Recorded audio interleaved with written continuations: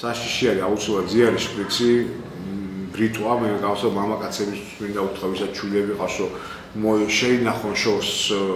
თავიანთი პირსაფასი, სასურველი იქნება თუ ვინც მანიკურს იკეთებს და პედიკურს თავიანთი მოწყობილობა, რახან ამ ეტაპზე ჩვენ არ გვაქვს სხვა კონტროლის საშუალება მიიტანონ, აუცილებელი არის სტომატოლოგიურ კლინიკებთანაც სიფრთხილე და ზოგადად გავაუდა ახსოვდეს ყველა ჩვენ თანამოქალაქეს, როდესაც მასთან აქვს შეხება ისეთ მანიპულაციებთან, რაც არის ისთან დაკავშირებული, გააცნობიერო, რომ შეიძლება ზუსტად მაშინ, როცა აფიქრებენ, მოხდეს ამ ადამიანების დაავადება, რაც ჩვენ რეალურად შეიძლება ურჩიოთ ინფიცირებულ ადამიანებს დღესდღეობით, როდესაც არ აქვს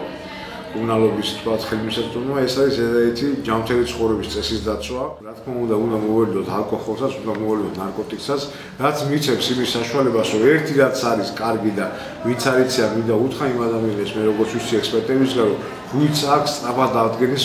ფუნქცია და საშუალება. აი ზუსტად ამის ამოსინხვის საშუალება უნდა მივცეთ მიუხედავად იმისა, რომ ვართ ინფიცირებული ადამიანები, რომ თუ ჩვენ არ მივცეთ კიდე ხელოვნურად დატვირთვა ჩვენ გვერდს, ხო, მოხდეს ღვიძლის ფუნქციების აღდგენა, რაც ჩვენ ცხოვრებას გაუმჯობესებს და მე იმედი გვაქვს, რომ რაღაც წლების მერე ჩვენი სახელმწიფოშიც უკვე იქნება ის ეტაპი, როცა შევძლებთ ჩვენც ისევ სრულფასოვნად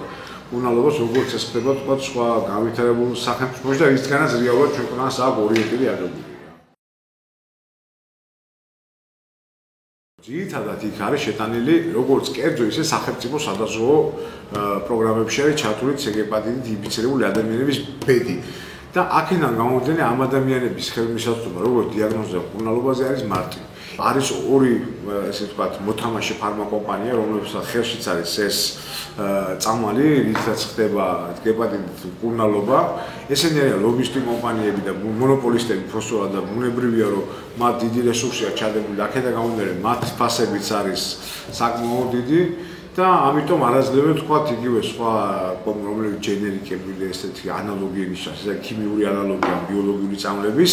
და არაძლევენ თქვა იმ სხვა კომპანიების განვითარების საშუალებას რომ შემოსრულდეს უფრო იაფიანი თქვა წამალი და ამით მოხდეს უნალობა თუ კი შეიქმნება სხვა იაფიანი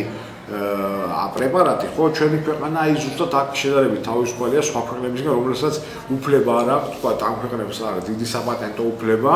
აღებული ესა ტრიფსი ტრისპლუსი რომლის გასუზვადამდე უფლება არ აქვს შემოიტანოს სხვა მედიკამენტი მაგრამ ჩვენი ქვეყანა შეერთებულია დოხას დეკლარაციას რომელიც ითვალისწინებს რომ თუ შეიქმნება რეალურად მედიკამენტი რომელიც ჯანდაცვის მსოფლიო ორგანიზაცია აღიარებს რომ ეს ნამდვილად არის კარგი მედიკამენტი ჩვენ ქვეყანა იწვევს უფლებას ამ 25 წლიან პატენტს აუღიაროს გვერდი და მოსახლეობის ინტერესებიდან გამომდინარე შემოიტანოს ანალოგური მედიკამენტი და მოხდეს მისი მიწოდება